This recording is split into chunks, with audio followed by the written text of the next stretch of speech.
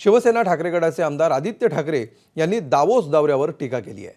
बर्फाचे कपडे घालून फोटो काढण्यापेक्षा सह्याद्री किंवा मॅग्नेटिक महाराष्ट्र कार्यक्रम घेऊन पैसा कमी खर्च झाला असता असा टोला त्यांनी लगावलाय। आदित्य ठाकरेंच्या या टीकेला उद्योगमंत्री उदय सामंत यांनी प्रत्युत्तर दिलंय।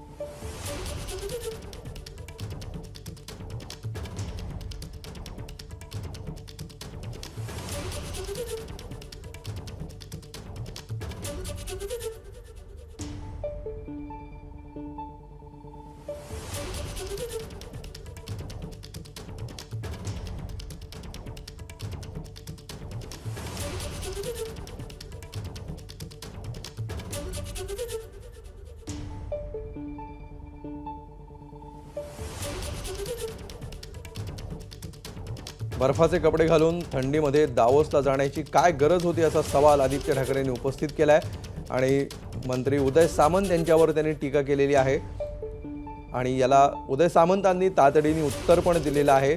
मफलरवर राग काढण्यापेक्षा तुम्ही मुद्द्यावर बोला असं त्यांनी म्हटलेलं आहे। त्यामुळे दावोस दौऱ्यावरून आता ठाकरेंची शिवसेना आणि मंत्री उदय सामंत यांच्यामध्ये सध्या वादविवाद रंगताना दिसतायत। मफलरवर राग काढू नका, पॉलिसीवर बोला असं प्रत्युत्तर सामंत यांनी दिलेलं आहे। दावोसचा 20-25 कोटीचा खर्च जो आला असेल आता तो वाचून तुम्ही सह्याद्रीमध्ये असेल किंवा महाराष्ट्रात मोठा मॅग्नेटिक महाराष्ट्र कार्यक्रम घेऊन त्याच्या अर्ध्या किमतीत तुम्ही हेच करू शकले असतात। मग हे करण्यासाठी तिथे बर्फाचे कपडे घालून दावोसच्या थंडीत जाण्याची काय गरज होती हा एक प्रश्न उपस्थित आम्ही करत आहोत। आम्हाला माहिती उत्तर येणार नाही, टीका होईल भाजपकडून। MMRD आणि सिडको खातं हे खरं कोणाचं आहे? नगरविकास मंत्र्यांचं।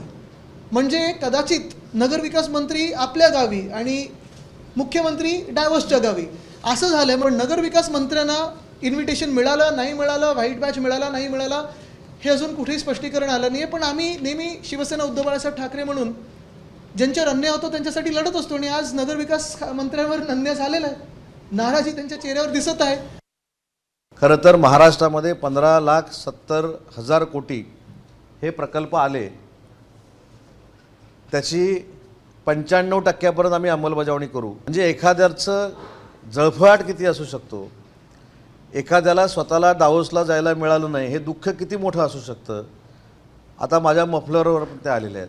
वैयक्तिक पातळीवर येऊन टीका टिप्पणी करण्यापेक्षा तुम्ही पॉलिसीवर बोललं पाहिजे। 4 वर्षापूर्वी असेल असंच एक महाविकास आघाडीचं शिष्टमंडळ हे दावोसला गेलेलं होतं, पण ते होते म्हणून आम्ही कधी टीका टिप्पणी केली नाही। शेवटी गुंतवणूक आणणं हे जर ब्रीद घेऊन कोण काम करत असेल तर त्याच्यावर आक्षेप घेण्याचं काही कारण नाही।